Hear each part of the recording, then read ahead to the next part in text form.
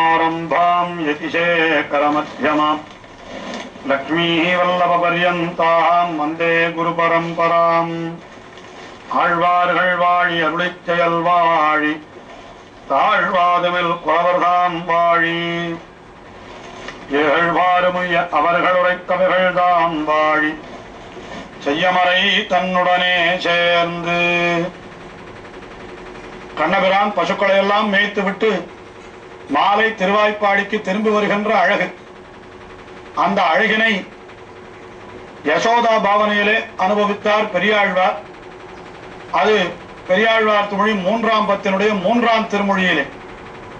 அந்த அழகை கண்டுதான் யசோதை என்ன சொன்னாள்? ஞாலத்து புத்திரனை பெற்றார் நங்கமீர், நானே மற்றாரும் இல்லை, என்னை போலே ஒருத்தர் கிடையாது என்று சொன்னதாக அந்த பதிகம் சென்றது. ஆனால் அதற்கு அடுத்த பதிகத்திலே பெரியாழ்வார் அந்த திருவாய்ப்பாடியில் இருக்கிற கோபிகைகள் எல்லாரும் அந்த கண்ணபிரானுடைய அழகிலே, அதுவும் பசுக்களை மேய்த்து விட்டு வருகின்ற காலத்திலே அவனுடைய அழகு, அந்த அழகினை கண்டு அவர்கள் மயங்கி நின்ற நிலை, அதனை பல்வேறு விதமாக அனுபவித்தார். அதிலே இப்பொழுது 7வது பாசுரம் நம்முடைய அனுபவத்திற்கு விஷயமாகிறது.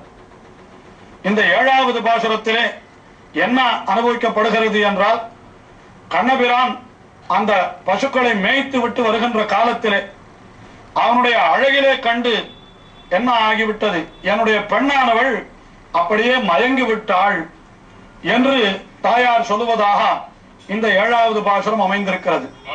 பன்னிரை பின்னே தழைக்காவின்கு தன் திருமேனி நின்னொளி திகழா நீல நன்னருங்குஞ்சி நேத்திரத்தால் அணிந்து பல்லாயடு குழாம் நடுவே செந்தாமரை கண் மெளிரா குழலோதி இறைவாடி குனைத்து ஆயரோடு ஆரித்து வருகின்ற மாயா பிள்ளை அழகுகண் என்பகன் அயற்கின்றதே.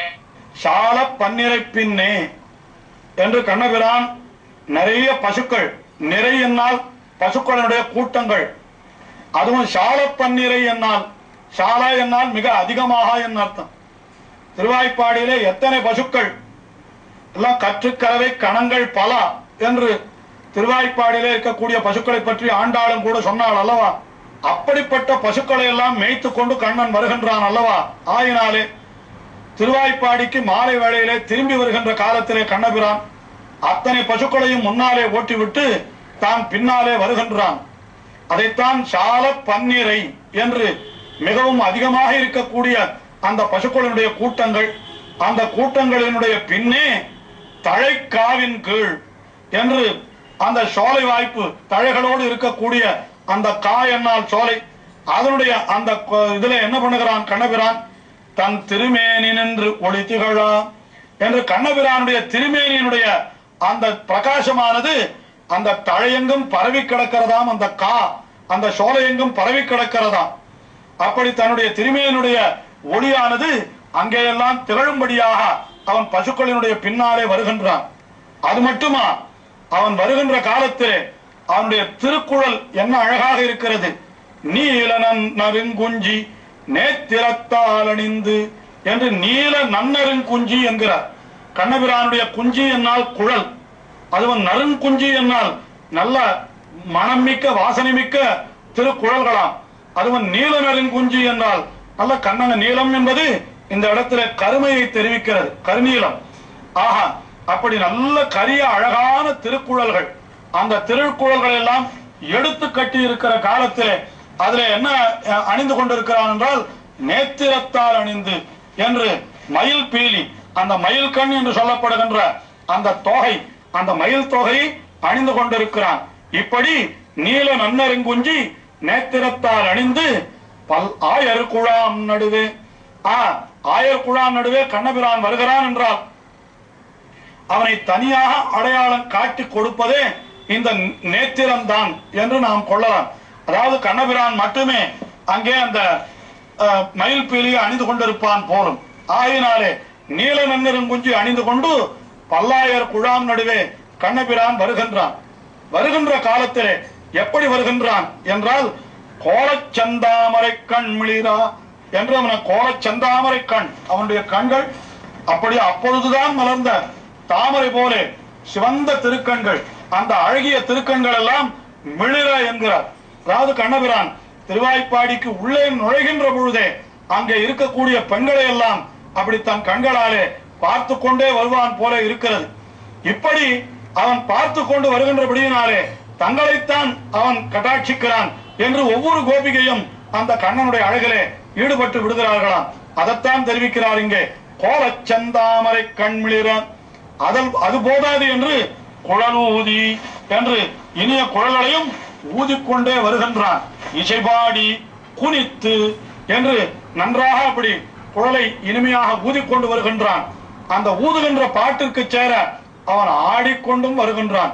இப்படி ஆட்டமும் பாட்டமுமாக அழகிய அந்த மயிர்பீலி அணிந்து தன்னுடைய கண்களாலே அப்படி தூதுசை கண்கள் கொண்டு ஒன்றும் நோக்கி என்று சொல்லும்படியாக அப்படி கண்களாலே செய்திகளை எல்லாம் செய்து கொண்டு அவன் ஆயரோடு ஆலித்து வருகின்ற ஆயப்பிள்ளை என்று ஆயர் கூட்டத்தினுடைய நடுவிலே, அந்த தண்ணீர் ஆயிரம் பிள்ளைகள் நடுவிலே ஆலித்து என்றால் பெரிய ஆரவாரத்தோடு வருகின்ற அந்த பெண் பிள்ளை கண்ணபிரான் அவனுடைய அழகு கண்டாள்.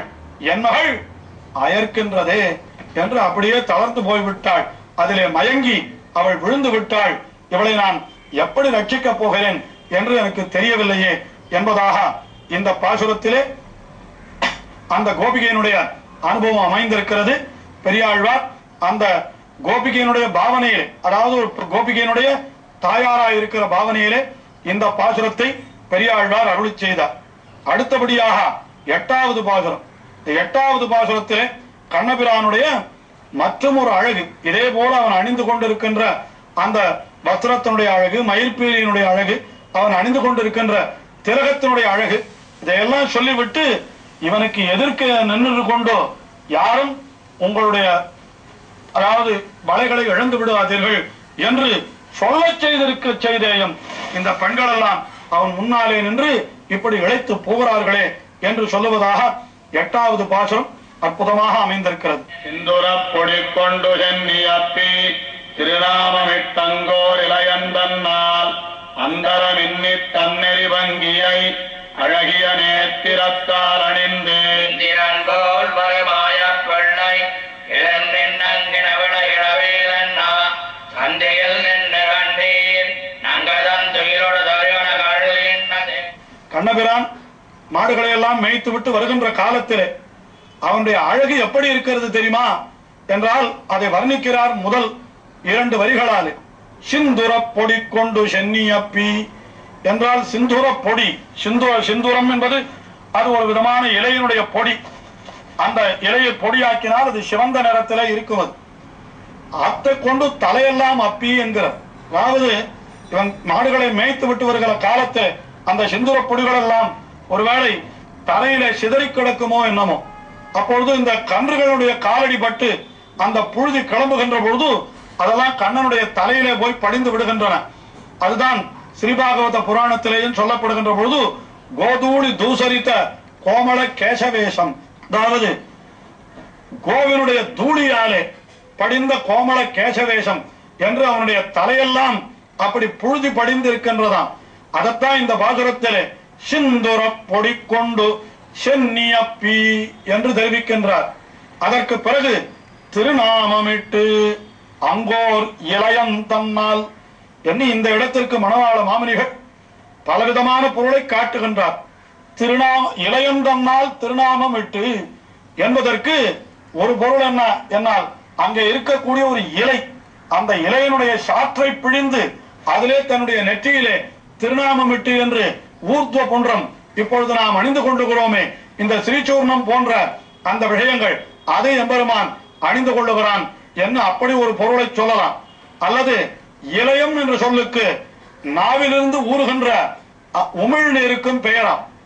ஆயினாலே என்ன செய்கிறான் கண்ணன் என்னால் அங்கே இருக்கக்கூடிய அந்த பொடியை தன்னுடைய உமிழ்நீராலேயே கரைத்து அவன் அப்படி நெற்றியிலே அணிந்து கொள்ளுகிறான் என்றும் கூட பொருள் கொள்ளலாம் என்பதாக இங்கே பலவிதமான வியாக்கியானங்கள் நம்முடைய முன்னோர்கள் காட்டி இருக்கிறார்கள். ஏதோ கண்ணபிரான் அழகாக திருநெற்றியிலே திலகம் அணிந்து கொண்டு வருகின்ற காட்சி, அதனைத்தான் இங்கே வர்ணிக்கிறார். சிந்துர பொடி கொண்டு சென்னியப்பி திருநாமமிட்டு அங்கோர் இளையம் தன்னால் அங்கோர் இளையந்தன்னால் திருநாமமிட்டு அதற்கு மேலே என்ன செய்கிறான் என்னால் அந்தரமின்றி தன்னெறி பங்கியை என்று அந்த தன் நெறி பங்கி நெறிந்த குழல் பங்கி என்னால் குழல் என்று முன்னமே சொன்னோம்.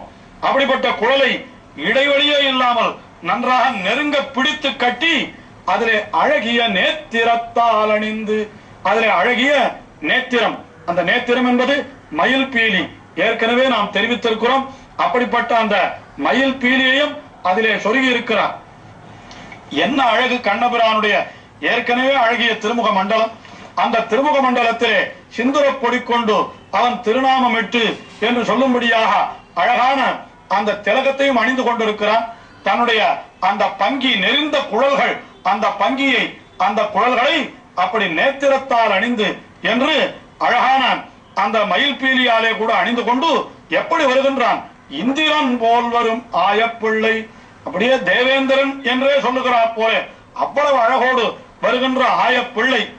அவன் எதிர் நின்று இனவளை இழவேல், நீங்கள் அவனுக்கு எதிரே நின்று உங்களுடைய வளைகளை எல்லாம் இழந்து விடாதீர்கள் என்று சொல்லி இருக்க செய்தேயும் கட்டுப்படுத்திக் கொள்ள முடியாமல் தங்களுடைய மனத்தை போய் என்ன செய்தார்கள்? சந்தியில் நின்று கண்டீர் என்று நாச்சந்தியிலே போய் நின்றார்கள். கண்ணன் வருகின்ற சந்தியிலே போய் நின்றார்கள். நின்று என்ன பண்ணினார்கள்? நங்கை தன்னுடைய துயிலோடு சரிவளையம் கழல்கின்றதே என்று அந்த ஒரு பெண்ணானவள் தன்னுடைய உடல் இழைத்து விட்டபடியினாலே அவளுடைய துயிலும் சரிந்து விட்டது, கையிலே இருக்கிற வளையம் கழன்று விட்டது என்று இப்படி கண்ணனுடைய அழகை வர்ணித்தார் இந்த பாசுரத்திலே. இன்னும் அனுபவம் தொடர்கிறது. அடுத்த நிகழ்ச்சியிலே பார்ப்போம்.